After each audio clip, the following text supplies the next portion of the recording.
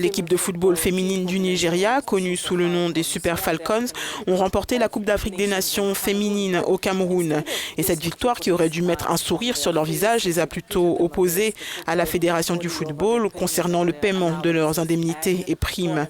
Elles ont investi les rues allant de l'Assemblée nationale à la villa présidentielle du Nigeria pour protester contre cette injustice.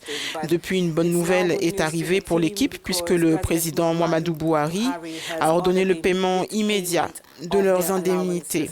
Solomon Adjuziogu nous a rejoints. Vous êtes journaliste sportif à Lagos, au Nigeria. Merci d'avoir accepté notre invitation. Pouvez-vous nous en dire plus sur cette annonce? Les Super Falcons seront finalement payés?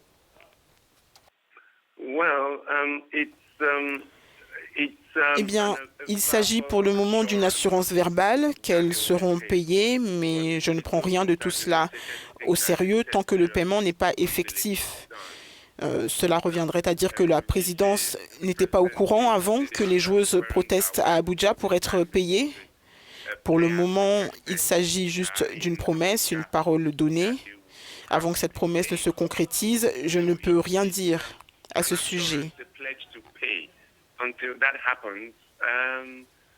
De plus, cette question a traîné jusqu'à ce point, car je pense que la présidence elle-même essayait de prouver un point, justement de montrer que le paiement des indemnités et des salaires des joueuses n'était pas de sa responsabilité.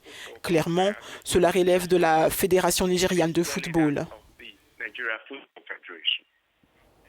Voilà, Solomon Adjuziogu, comment la Fédération nigériane a-t-elle réagi face à cette situation? Eh bien, depuis le début, la Fédération s'est toujours plainte du manque de moyens financiers et tout le monde pense que puisqu'il s'agit des couleurs et du drapeau du Nigeria, alors le gouvernement devrait en assumer la responsabilité parce que c'est une honte pour la nation. Mais la vérité, c'est que ces équipes entières sont dirigées par la Fédération de football, qui a donc la responsabilité de les payer. Mais depuis qu'Amaju Pinnick a pris la tête de la Fédération nigériane de football, c'est là que cette dernière a commencé à se plaindre du manque d'argent.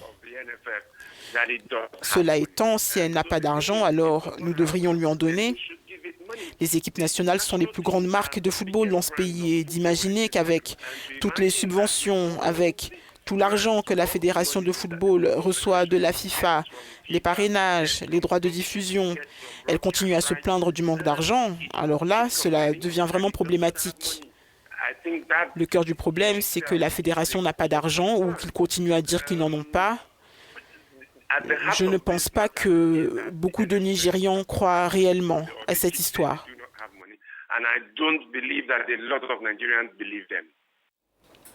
Le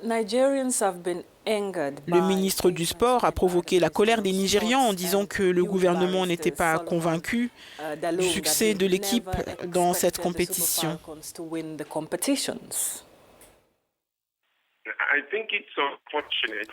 Je pense qu'il est malheureux que l'on continue à embêter le ministre des Sports à ce sujet, qu'on le reconnaisse ou non. Le président de la Confédération africaine de football, Issa Hayatou, il est un Camerounais. Le Cameroun était l'hôte de la Coupe d'Afrique des Nations féminines et le Nigeria a déjà affronté le Cameroun sur le sol camerounais. Ça n'a pas vraiment été une partie de plaisir pour les équipes nigérianes. Si le ministre accuse la fédération, elle n'est pourtant pas la seule en cause. Peut-être beaucoup de Nigérians non plus n'étaient pas très optimistes quant aux chances des Super Falcons de gagner au Cameroun, étant donné que les Camerounais sont également une force avec laquelle il faut compter dans le football. Mais comprenez ceci, qu'ils aient su ou non que l'équipe gagnerait, que s'ils savaient que l'équipe allait gagner ou non, vos indemnités sont vos indemnités, votre salaire est votre salaire. Cela ne dépend pas du fait que vous gagnez ou non.